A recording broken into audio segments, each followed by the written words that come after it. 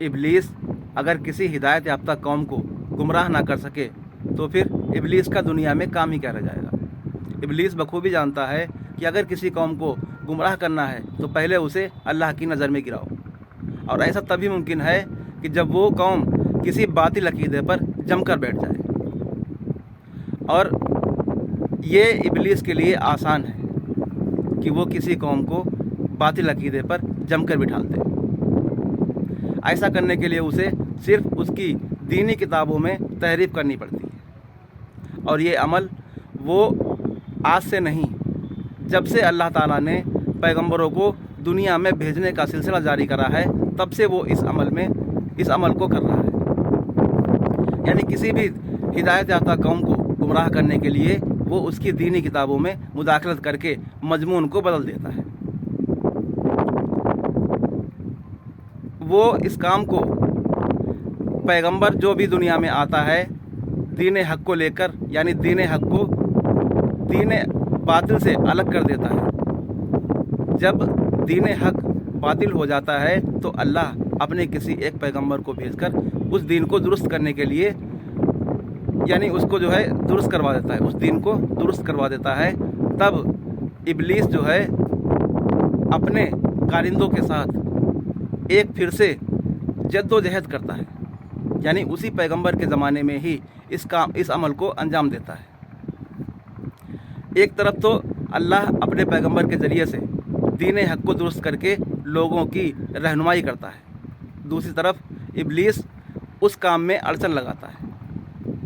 ممکن تو یعنی اس کا سب سے پہلا کام تو یہ رہتا ہے کہ اس پیغمبر کی تعلیم کو پھیلنے نہ دے، اس کو روکتا ہے۔ پھر جب وہ اس کو نہیں روک پاتا ہے تو اپنے ہی لشکر سے، یعنی اپنے ہی سکھائے ہوئے اللہ کے بندوں میں سے ہی جن بندوں کو اس نے اپنی طرف کھینچ لیا تھا، انہی بندوں کو اس پیغمبر کی نگرانی میں ہی، یعنی اس کی پیغمبر کی نگرانی میں ہی اس میں شامل کر دیتا ہے، اس گروہ میں شامل کر دیتا ہے جو حق والا گروہ ہوتا ہے۔ اور یہ جس طریقہ سے حق پرست اس پیغمبر سے تعلیم حاصل کرتے ہیں، ایسے ہی یہ باطل لوگ جو ہوتے ہیں وہ بھی اس پیغمبر سے تعلیم حاصل کرتے ہیں۔ جب تک یہ پیغمبر دنیا میں رہتا ہے تب تک وہ خاموش رہتے ہیں۔ انہیں کے بارے میں قرآن میں اللہ تعالیٰ نے منافق کا لفظ استعمال کیا ہے۔ یہ لوگ جو ہے دل سے ایمان نہیں رکھتے ہیں، یعنی دل میں ان کے کچھ اور ہوتا ہے، اور اوپر من سے یہ دین کی تعلیم حاصل کرتے ہیں، حتیٰ کہ جتنی تعلیمات حق والوں کے پاس ہوتی ہے اتنی ہی ان کے پاس بھی ہوتی ہے۔ اس پیغمبر کے جانے کے بعد میں ان کا اصل کام شروع ہوتا ہے۔ یہ سب سے پہلے قوم کے اندر فرقہ واریت کو رائج کرتے ہیں۔ جو حق جماعت ہوتی ہے اس سے یہ اپنا ایک الگ فرقہ بناتے ہیں، اور وہ حق جماعت جو ہے اس فرقے کو قبول نہیں کرتی ہے، جد و جہد کرتی ہے، ان سے مقابلہ کرتی ہے، ان سے جنگ کرتی ہے، حتیٰ کہ یا تو وہ باطل گروہ مٹ جاتا ہے یا پھر حق گروہ مٹ جاتا ہے۔